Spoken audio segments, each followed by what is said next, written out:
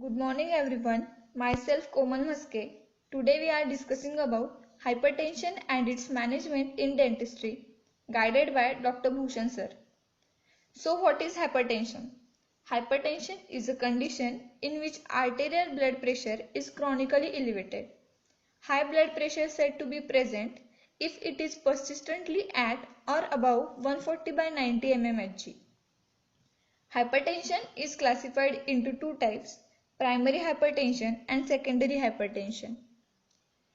Primary hypertension is a condition of elevated blood pressure with no underlying causes.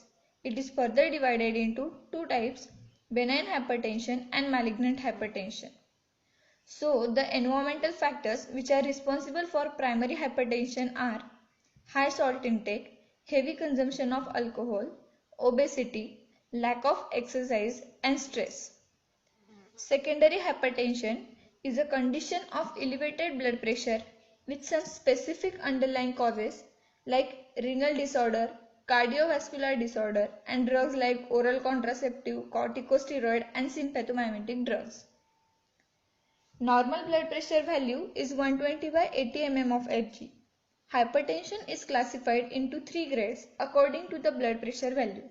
Grade 1, that is mild hypertension, where systolic blood pressure value is 140 to 159 mm of Hg and diastolic is 90 to 99 mm of Hg. Grade 2, which is moderate hypertension, where systolic value is 160 to 179 mm of Hg and diastolic is 100 to 109 mm Hg. Severe hypertension, that is grade 3, where systolic value is greater than 180 mm Hg and diastolic is greater than 110 mm Hg. White coat hypertension.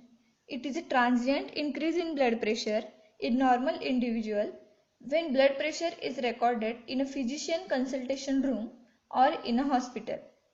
Clinical features of hypertension are severe headache, dizziness or nausea, palpitation which is a rapid, strong or irregular heartbeat, sweating, blurred vision and loud aortic heart sound. Guidelines for blood pressure. The ASA, that is American Society of Anesthesiologists, score is a subjective assessment of a patient's overall health that is based on 5 classes. If a patient is healthy, it is considered as class 1. In class 2, a patient with mild systemic disease without limitations of daily activities. In class 3, a patient with severe systemic disease that limits the activity but is not incapacitating. In class 4, a patient with incapacitating systemic disease that is a constant threat to life. In class 5, a moribund patient not expected to survive 24 hours with or without an operation. Class 6 is a modification where a brain dead patient whose organs are being removed for donor purpose.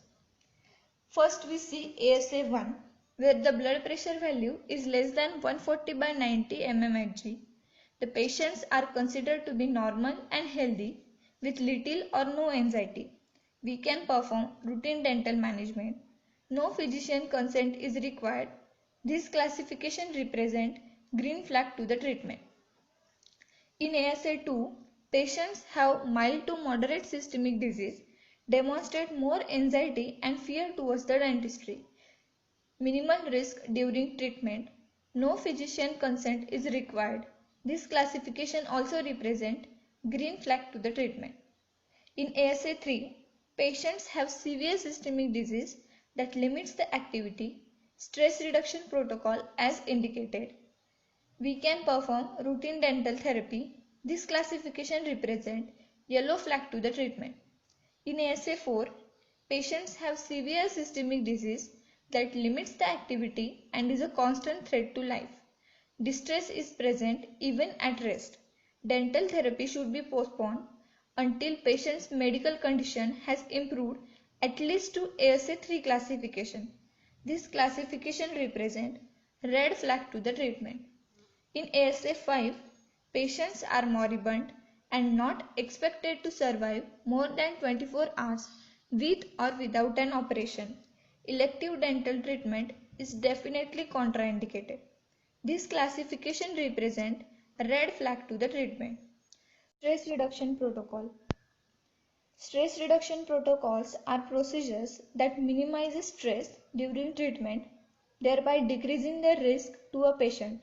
It includes short appointments, profound local anesthesia, supplemental oxygen, because increasing the blood level of oxygen makes more available to the heart, lungs and brain. Preoperative sedatives, sedation during appointment. So if we give sedative, then because of that patients are calm and they won't feel pain during the procedure.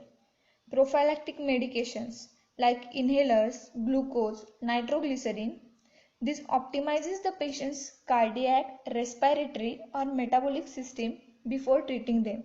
Pre-operative medications and management. Patient's blood pressure should be monitored and controlled within normal.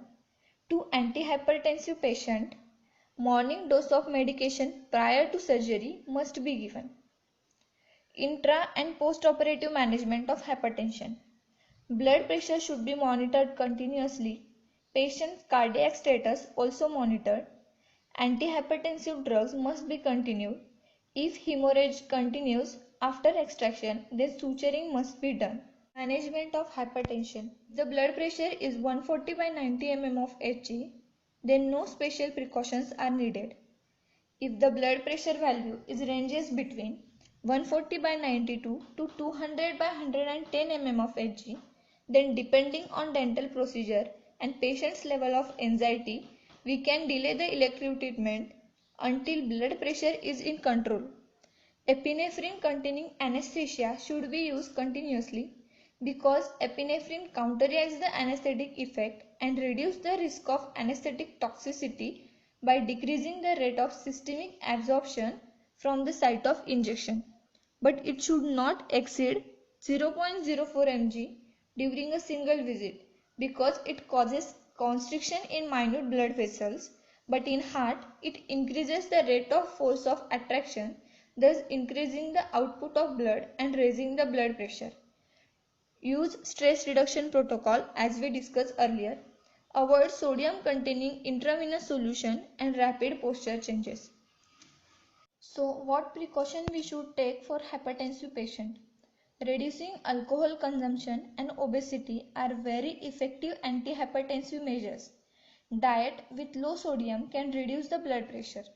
Smoking is one of the risk factor and should be strongly discouraged. Regular exercise, meditation, relaxation can lower the blood pressure. Antihypertensive drugs include thiazide, diuretics, ACE inhibitors, calcium antagonists, and some vasodilators are used. The reference is taken from Malamed and Balaji. So this is all about hypertension. Thank you.